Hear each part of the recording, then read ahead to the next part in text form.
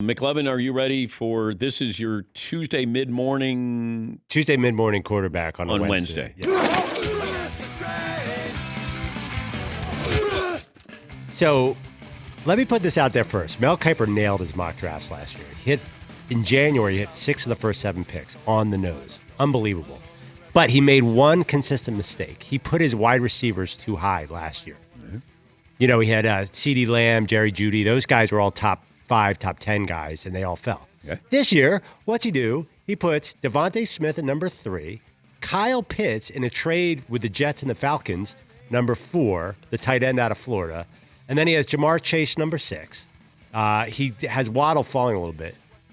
NFL is not going to be drafting these wide receivers that high. Everyone is screwing up their mock drafts. They look around and see these superstars coming in the second round every year. There's no way you're going to lead. I don't see Devontae Smith going 3. I don't see Kyle Pitts going 4.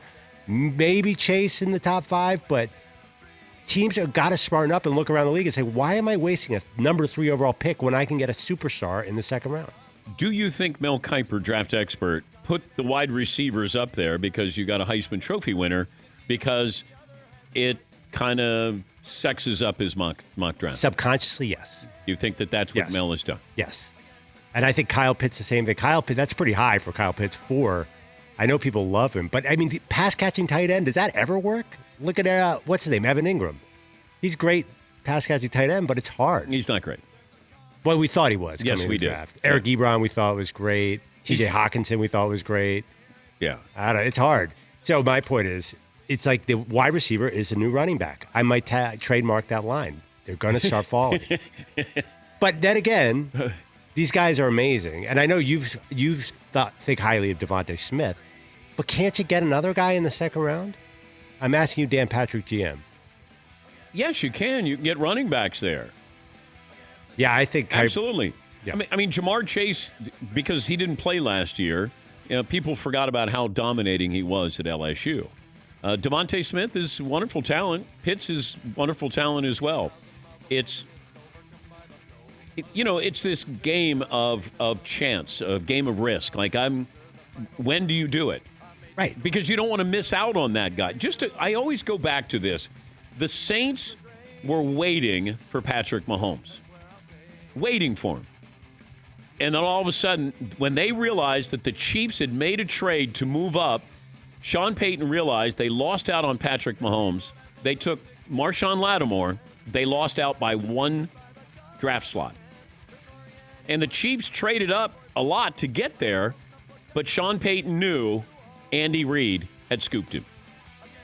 If there's that player that fits, you know it, you go get him.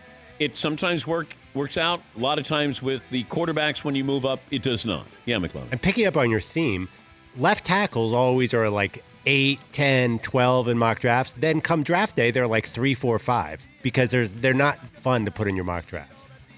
You're not going to sell a mock draft if you say Penny Sewell from Oregon is up there in the top 5. Well, Kiper has him at 3, but he happens to be high, but that's the only one. Yeah, the Bengals are going to try to protect Joe Burrow, and that's who they're probably going to take. Then he, by the way, has 5 quarterbacks, including number 9. The Patriots trade up to 9 to get Mac Jones. Yeah. Does that sound Patriots-like? Trading up? Well, I hope that, they usually trade down, but I hope that they have some kind of game plan here, other than we're bringing Cam Newton back, and maybe that's what their game plan is. Oh, sorry, he has Lance, number 9, Trey Lance, number 9. Oh, okay. But, was that ripping Mel Kiper? I feel bad now. Paulie, has Mel Kiper responded yet? The Mel Kiper ramifications are still being felt. No word from Mel. Okay. He's looking at a picture of his kids on his phone now, pretending to be studying for Mel Kiper. Mel's probably watching Boise State tape for some offensive lineman. Yeah, for the 2024 draft. Right. Yeah.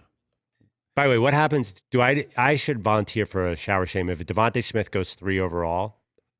Ooh. Because that would mean I was dead wrong. Well, I already owe you a shower shame. Trevor Lawrence is going to go number 1 in the draft. It's not done. Yeah, but he's going to go number 1. Oh, okay. So even though Sims says that, it's still looking like Chris Sims says Zach Wilson's the number 1 quarterback on his board, but Jacksonville is taking Trevor Lawrence.